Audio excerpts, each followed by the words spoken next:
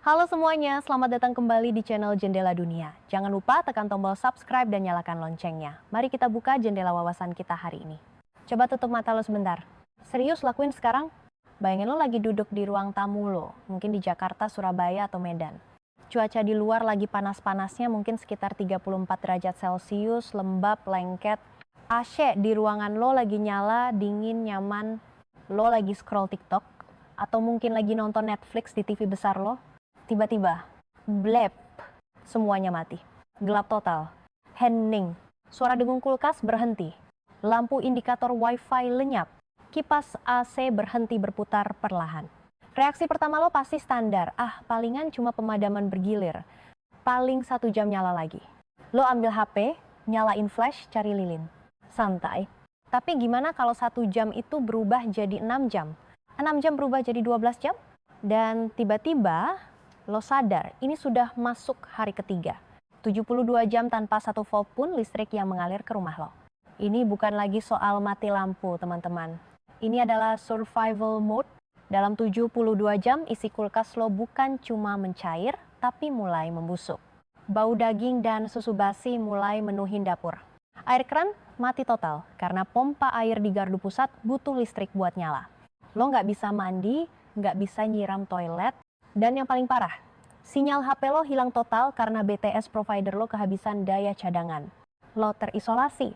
Lo nggak tahu apa yang terjadi di luar sana.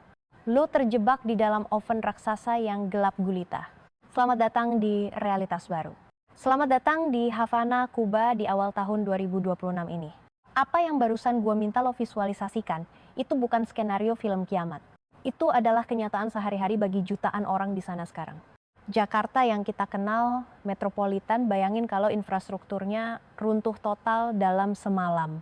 Itulah Havana hari ini. Distopia tropis. Tapi tunggu dulu.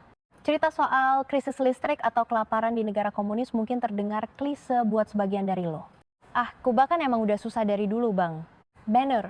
Tapi kali ini beda. Ada satu anomali data, satu kepingan puzzle yang bikin gua dan banyak analis geopolitik di seluruh dunia merinding. Sebuah sinyal yang nunjukin kalau kapal ini bukan cuma bocor, tapi sudah siap karam ke dasar laut. Tanda bahayanya bukan datang dari Washington, bukan dari PBB. Tanda bahayanya justru datang dari sekutu paling setia, kakak tertua yang selama ini selalu pasang badan buat Kuba, Rusia. Coba kita bedah datanya. Ini bagian yang bikin skenario ini jadi thriller nyata. Secara historis, setiap kali Kuba ada masalah, entah itu embargo Amerika atau krisis ekonomi, Rusia atau dulu Uni Soviet selalu jadi yang pertama kirim bantuan. Kirim minyak, kirim uang, kirim teknisi. Mereka adalah safety net-nya Kuba.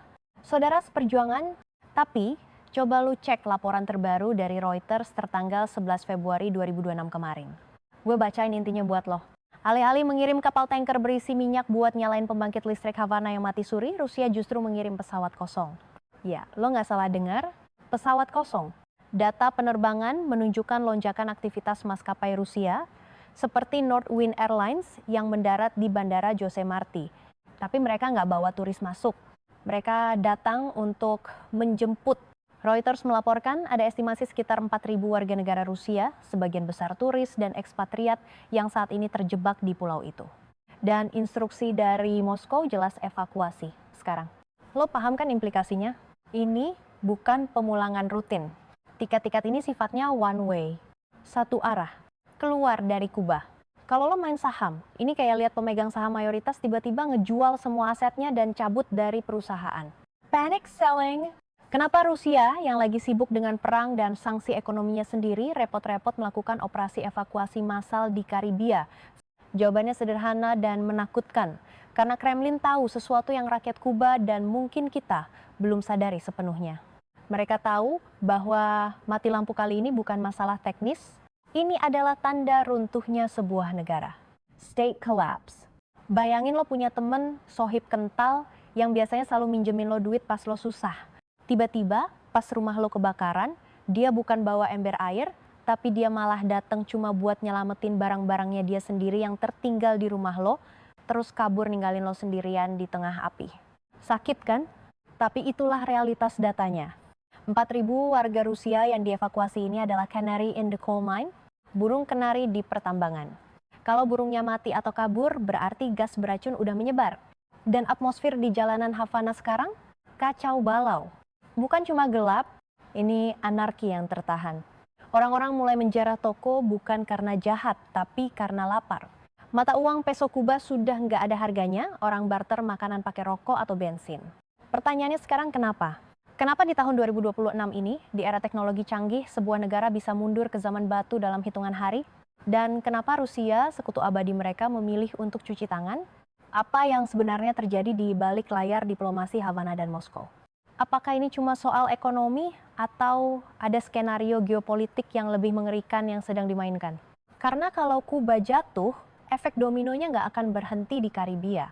Siap-siap, karena di bagian selanjutnya kita bakal bongkar dosa-dosa ekonomi apa saja yang bikin surga tropis ini berubah jadi neraka dunia nyata. Dan percaya sama gue, angkanya bakal bikin lo geleng-geleng kepala.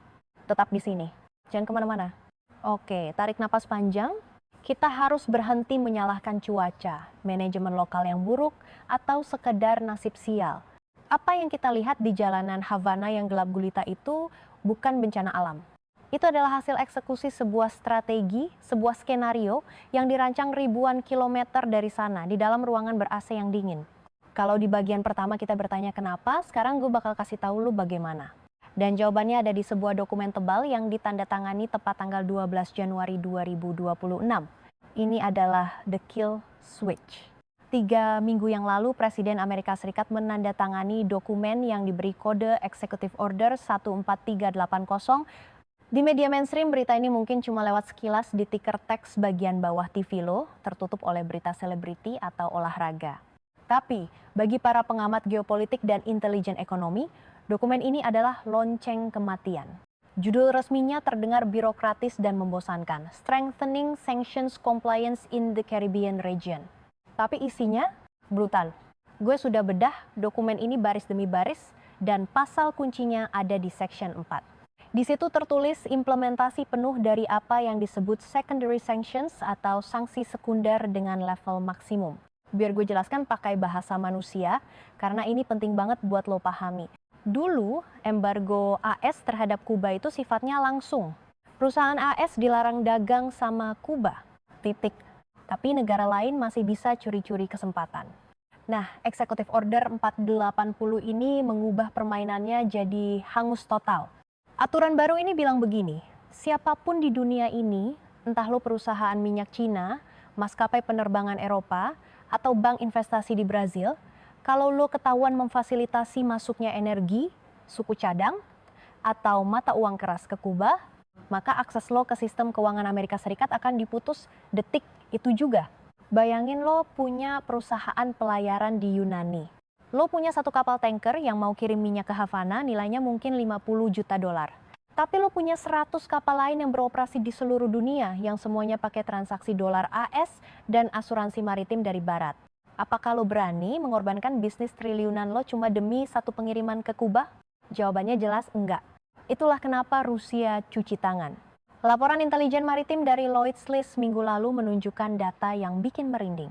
3 supertanker milik Rosneft raksasa minyak Rusia yang harusnya merapat ke pelabuhan Mariel di Kuba tanggal 20 Januari tiba-tiba mengubah haluan di tengah Atlantik. Mereka belok tajam ke arah Venezuela dan Afrika Barat. Kenapa? Karena Moskow berhitung. Di tahun 2026 ini, ekonomi Rusia sendiri sedang butuh stabilitas. Mereka nggak mau ambil risiko satu entitas perbankan, utama mereka kena blacklisted oleh sistem SWIFT jilid 2 gara-gara nekat ngisi bensin buat Kuba. Jadi Kuba ditinggalkan sendirian. Mati lemas secara logistik. Dan bukti paling nyata dari blokade ini bukan cuma di laut, tapi di udara. Ini data yang gue temukan dari laporan investigasi Associated Press atau AP yang rilis 3 hari lalu. Judulnya ngeri, The Day the Caribbean Skies Went Silent. Coba kita lihat kasus Air France, penerbangan AF943. Pesawat ini dijadwalkan terbang dari Paris ke Havana. Rutin, biasa aja. Tapi sesampainya di wilayah udara Karibia, pilot dapat notifikasi darurat dari Ground Control Havana. Isinya, do not land, no fuel available. Gila nggak tuh? Bandara Internasional Jose Marti, pintu gerbang utama negara itu kehabisan aftur standar internasional. Kenapa bisa habis? Karena supplier bahan bakar bandara yang notabene perusahaan patungan asing menolak mengisi tangki penyimpanan bandara. Mereka takut audit dari Departemen Keuangan AS. Akibatnya Air France terpaksa divert atau mengalihkan pendaratan ke Republik Dominika. Bayangin kepanikan di dalam kabin itu, tapi bayangin juga efeknya buat Kuba. Laporan dari IATA, Asosiasi Transportasi Udara Internasional, menyebutkan bahwa dalam 72 jam terakhir, lalu lintas kargo udara ke Kuba drop sampai 90%. 90%! Itu artinya obat-obatan impor, suku cadang mesin listrik, sampai bahan kimia untuk pemurnian air bersih. Semuanya berhenti masuk. Ini bukan sekadar gangguan. Ini adalah pengepungan abad ke-21. Tanpa melepaskan satu peluru pun, AS berhasil mematikan nadi kehidupan sebuah negara. Dan dampaknya ke jaringan listrik katastrofik. Union Electrica atau UNE, perusahaan listrik negara Kuba, sebenarnya sudah teriak minta tolong sejak minggu pertama Januari. Gue dapat bocoran memo internal mereka yang beredar di grup Telegram jurnalis Amerika Latin. Di situ teknisi senior UNE bilang, cadangan minyak berat untuk pembangkit listrik Antonio Guterres tinggal tersisa untuk 48 jam operasi. Itu ditulis 2 minggu lalu. Sekarang, pembangkit listrik terbesar itu sudah jadi besi tua yang dingin. Tanpa minyak berat yang biasanya dipasok lewat tanker-tanker gelap yang sekarang takut merapat, turbin berhenti berputar. Grid nasional runtuh. Sistem transmisi listrik di Kuba itu tua, butuh frekuensi stabil. Begitu pembangkit utama mati, efek dominonya merembet ke seluruh pulau dalam hitungan menit. Jadi, gelapnya Havana malam ini adalah bukti suksesnya Executive Order 14380. Mereka memutus rantai pasok energi. Mereka memutus akses logistik aviasi. Dan yang paling parah, mereka menciptakan ketakutan global. Nggak ada satupun entitas bisnis yang berani jadi pahlawan buat Kuba. Tapi, tunggu dulu. Kalau lo pikir krisis energi dan logistik ini adalah puncaknya, lo salah besar. Karena saat lampu mati, saat pabrik berhenti beroperasi, dan saat pesawat berhenti mendarat, ada satu hal lagi yang hancur lebur dengan kecepatan cahaya. Sesuatu yang bikin uang di dompet warga Kuba jadi lebih tidak berharga daripada tisu toilet. Di bagian selanjutnya, kita akan masuk ke zona kehancuran moneter. Kita bakal bedah bagaimana nilai tukar peso Kuba jatuh bebas dan kenapa reformasi mata uang yang mereka banggakan di tahun 2024 malah jadi bumerang yang memenggal leher ekonomi mereka sendiri di tahun 2026 ini. Pastikan lo tetap di sini. Karena angka-angka yang bakal gue tunjukin nanti adalah mimpi buruk setiap ekonom. Oke, tarik napas dulu, tahan sebentar. Gue tahu di bagian sebelumnya tensi kita tinggi banget. Kita ngomongin sanksi Amerika, blokade laut, sampai executive order yang bikin Kuba mati kutu. Rasanya kayak nonton film thriller di mana tokoh utamanya dikeroyok satu kampung. Tapi kalau kita cuma berhenti di situ, kalau kita cuma nyalahin Paman Sam sebagai satu-satunya biang kerok kehancuran Kuba di tahun 2026 ini, kita naif banget. Kita nggak jujur sama data. Karena faktanya, sebuah negara nggak akan hancur lebur cuma karena ditekan dari luar, kecuali fondasi di dalamnya emang udah kropos. Dan disinilah plot twistnya. Sebelum kita ngitung berapa tumpuk uang peso yang nggak ada harganya itu, kita harus bedah dulu bangkai mesin yang ada di ruang tamu Kuba.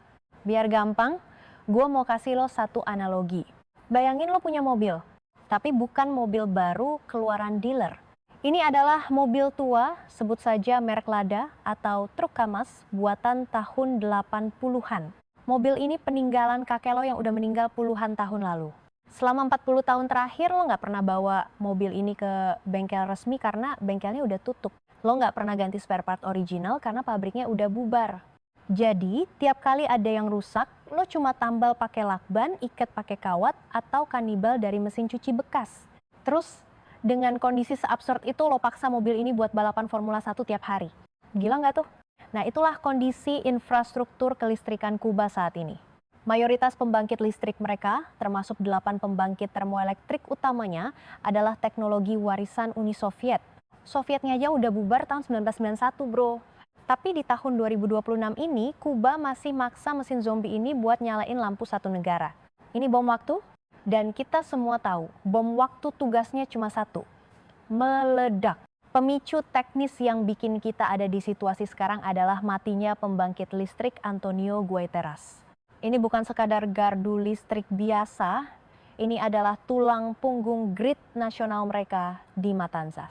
Waktu gue teras batuk-batuk dan akhirnya tewas total karena kerusakan boiler yang nggak bisa ditambah lagi, efek dominonya ngeri banget. Sistem kelistrikan Kuba nggak punya redundansi. Satu mati, semua ikut terseret ke dalam kegelapan. Lo mungkin mikir, ya elah, kalau mesin tua rusak tinggal perbaiki atau beli baru kan? Masalahnya duit dari mana? Dan lebih parah lagi, bahan bakarnya dari mana? Disinilah kita masuk ke teori kedua, The Bankrupt Sugar Daddy. Selama 2 dekade terakhir, Kuba itu hidup layaknya keponakan yang dimanja sama omnya yang kaya raya. Om ini namanya Venezuela. Dulu di masa jayanya Hugo Chavez, Venezuela ini royal banget. Mereka kirim minyak bergiga-giga liter ke Kuba, hampir gratis atau ditukar sama jasa dokter dan guru Kuba. Enak banget kan? Kuba nggak perlu pusing mikirin biaya energi karena ada sugar daddy yang bayarin. Tapi seperti roda kehidupan, si om kaya ini akhirnya bangkrut juga. Venezuela kolaps, produksi minyak mereka hancur karena korupsi dan sanksi. Dan tiba-tiba jatah uang jajan buat Kuba dipotong habis-habisan. Data nggak bisa bohong. Coba lo perhatiin angka yang dirilis sama monitoring logistik tanker dan laporan Reuters soal pergerakan minyak PDVSA. Di masa-masa yang agak lumayan, Venezuela biasa kirim minyak ke Kuba rata-rata sekitar 51.500 barel per hari. Itu jumlah yang cukup buat bikin lampu di Havana tetap nyala dan pabrik gula tetap ngebul. Tapi masuk ke akhir 2025 dan awal 2026 ini, angka itu terjun bebas. Pengiriman anjlok drastis ke angka rata-rata cuma 27.000 barel per hari. Coba lo hitung, dari 51.000 ke 27.000. Itu penurunannya hampir 50%. Bayangin lo biasa dikasih uang jajan 5 juta sebulan, tiba-tiba dikasih cuma 2,5 juta padahal harga makanan naik 3 kali lipat. Apa yang terjadi? Lo bakal puasa. Dan itulah yang terjadi sama Kuba. Mereka puasa energi, mesinnya udah tua, si infrastruktur Soviet yang udah jadi zombie tadi sekarang dipaksa jalan tanpa bensin.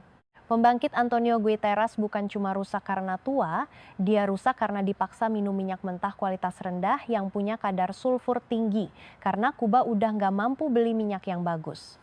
Minyak kotor ini bikin kerak di mesin, bikin korosi, dan akhirnya boom, mati total. Jadi lo lihat kan benang merahnya sekarang? Executive Order Amerika di Part 2 tadi memang memutus akses dari luar. Tapi kondisi internal Kuba, ketergantungan akut sama teknologi Soviet yang udah usang dan mentalitas subsidi dari Venezuela adalah penyakit bawaan yang bikin mereka nggak punya imun sama sekali.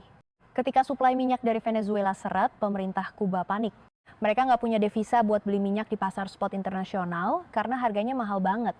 Dan nggak ada yang mau kasih utang karena rating kredit mereka udah sampah. Terus apa yang terjadi ketika sebuah negara nggak punya listrik buat ngejalanin pabrik, nggak punya bensin buat truk logistik, dan nggak punya barang buat diekspor? Ekonomi berhenti berputar. Titik. Dan ketika ekonomi berhenti, tapi pemerintah butuh bayar gaji tentara, butuh bayar subsidi pangan, biar rakyat nggak ngebakar istana kepresidenan, mereka bakal ngelakuin satu dosa besar dalam ilmu ekonomi. Dosa yang paling mematikan. Mereka mulai mencetak uang dari udara kosong. Inilah jembatan menuju neraka yang gue sebut di awal tadi. Mesin mati dan tangki kosong ini adalah pemicu yang bikin nilai peso Kuba di dompet rakyatnya berubah jadi sekedar kertas warna-warni buat mainan anak TK. Gue harap lo udah siap mental. Karena di bagian selanjutnya kita bakal masuk ke zona kehancuran moneter. Gue bakal tunjukin gimana reformasi mata uang yang mereka banggakan justru jadi guillotine yang memenggal leher rakyatnya sendiri. Jangan kemana-mana. Ini baru pemanasan sebelum kiamat finansial yang sebenarnya... Oke, tarik napas dulu. Gue tahu dari tadi lo pasti bertanya-tanya sambil nahan kesel. Bang, ini Kuba kan bestinya Rusia. Kenapa Putin diem aja? Mana solidaritas blok timurnya? Kenapa Moskow nggak kirim tanker minyak buat nyelamatin Havana dari kegelapan? Jawabannya sederhana, tapi sakit banget buat didengar kalau lo masih percaya sama yang namanya persahabatan abadi antar negara. Jawabannya adalah geografi itu kejam dan matematika itu nggak punya perasaan. Selamat datang di tahun 2026, di mana logistik derajatnya jauh lebih tinggi daripada loyalitas. Kita harus bedah ini dengan kepala dingin. Hubungan Rusia dan Kuba sekarang ini gue sebut sebagai logistical friend zone. Lo tahu rasanya kan? Statusnya temenan, ngomongnya sayang, tapi giliran butuh jemputan di bandara jam 2 pagi, chat lo nggak dibales. Kenapa? karena rumah lo kejauhan dan bensin lagi mahal. Mari kita lihat peta. Jarak dari pelabuhan minyak Rusia di Baltik atau Murmansk ke Havana itu ribuan mil laut. Di tahun 1980-an, Uni Soviet bisa kirim minyak gratis ke Kuba karena mereka punya ambisi ideologis dan duit mereka saat itu dianggap nggak berseri. Tapi di tahun 2026 ini, konteksnya beda total. Rusia sekarang beroperasi dengan logika ekonomi perang. Setiap barel minyak yang mereka punya itu aset strategis.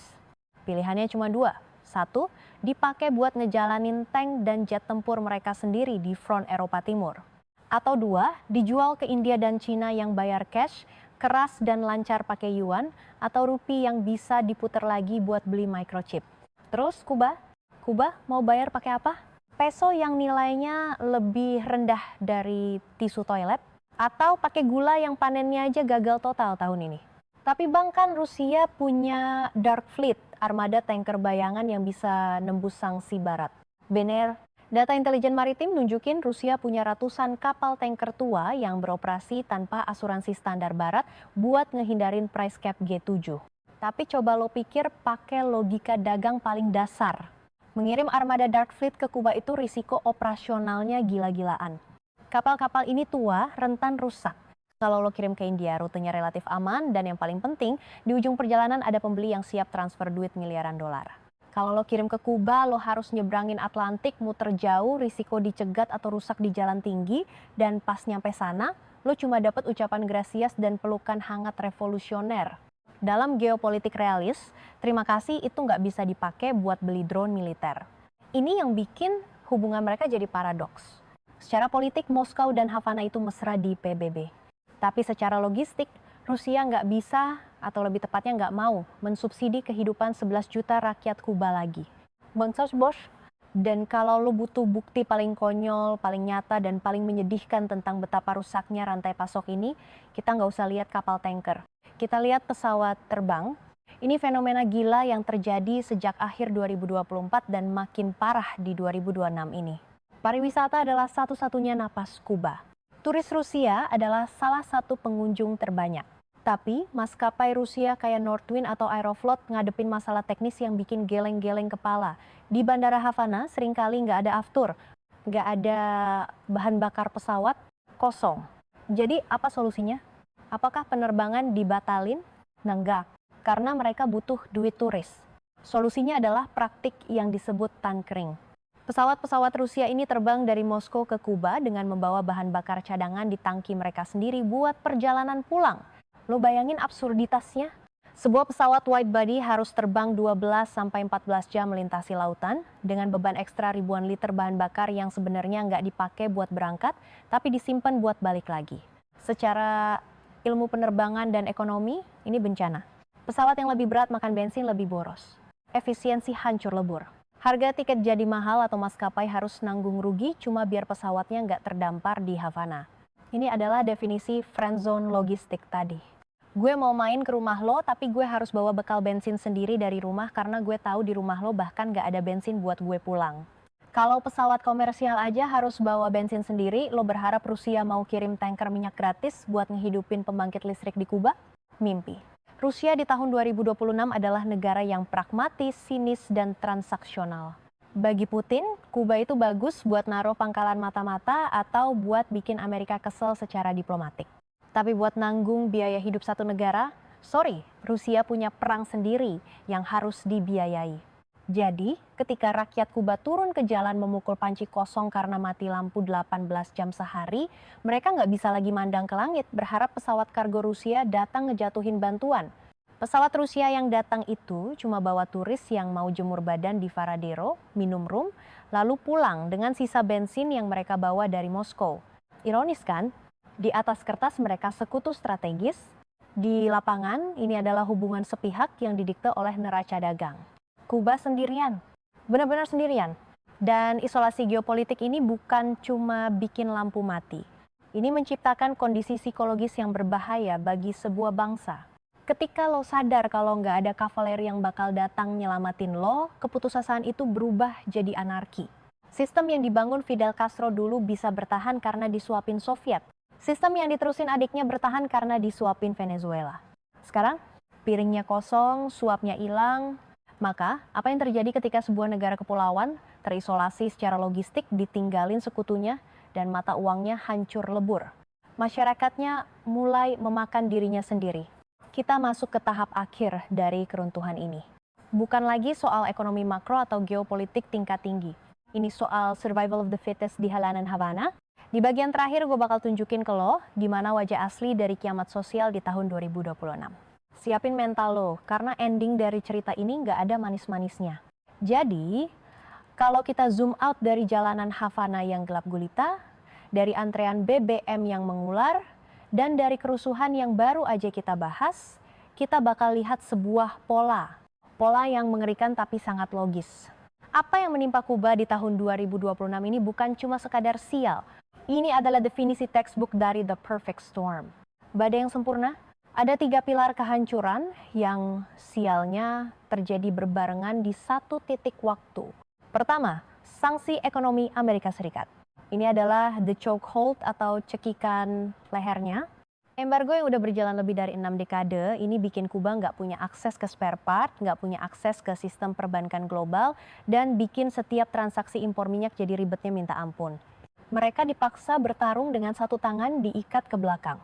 Kedua, infrastruktur zombie. Ingat PLTU Antonio Guterres yang gue sebut di awal? Itu cuma satu contoh. Faktanya, rata-rata usia pembangkit listrik di Kuba itu udah lebih dari 40 tahun. Itu mesin tua, karatan, yang dipaksa kerja rodi tanpa perawatan yang layak karena nggak ada duit. Ibarat lo maksa kakek-kakek lari maraton sambil nahan napas. Cepat atau lambat, jantungnya bakal berhenti. Dan di tahun 2026 ini, jantung kelistrikan Kuba benar-benar berhenti berdetak. Dan ketiga, ini paku terakhir di peti matinya, the geopolitical abandonment. Ditinggalin sekutu. Dulu ada Uni Soviet, lalu ada Venezuela.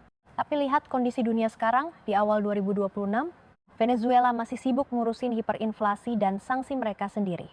Rusia, mereka masih terlalu sibuk dengan perang dan sanksi barat di halaman rumah mereka sendiri. China, mereka pragmatis, nggak mau buang duit ke lubang hitam ekonomi tanpa jaminan balik modal. Kombinasi maut ini, cekikan sanksi, infrastruktur tua, dan isolasi geopolitik menghasilkan satu output mutlak negara gagal. Gila kan? Tapi tunggu dulu. Jangan buru-buru, matiin video ini. Karena bagian paling pentingnya justru baru mau gue mulai. Lo mungkin mikir, ya elah bang, Kuba kan jauh di Karibia sana. Negara komunis kecil kena embargo pula. Apa urusannya sama kita di Indonesia? Jawabannya segalanya. Coba lo buka peta. Lihat bentuk geografis kita. Indonesia itu negara kepulauan, archipelago persis kayak Kuba tapi versi raksasa. Tantangan logistik energi kita itu mimpi buruk bagi insinyur manapun. Mengirim listrik atau BBM dari satu pulau ke pulau lain itu biayanya mahal dan risikonya tinggi. Sekarang mari kita bicara data. Dan gue minta lo dengerin ini baik-baik. Berdasarkan data dari SKK Migas dan Kementerian ESDM yang sering kita bahas, produksi minyak siap jual atau lifting minyak bumi kita terus turun tiap tahun. Sementara konsumsi naik gila-gilaan. Akibatnya apa? Kita jadi net oil importer. Kita kecanduan impor minyak. Belum lagi soal LPG. Lo tahu gas melon 3 kilo yang ada di dapur lo sekarang? Data menunjukkan sekitar 70-80% bahan bakunya itu impor. Bayangin skenario ini, nggak usah muluk-muluk mikirin perang. Bayangin aja ada gangguan rantai pasok global di tahun 2026 ini, entah karena konflik di Laut Cina Selatan memanas atau Selat Malaka terganggu. Kapal tanker nggak bisa masuk. Apa yang terjadi? Dalam hitungan minggu, cadangan operasional BBM kita bakal menipis. Pembangkit listrik tenaga diesel di pulau-pulau terluar mati.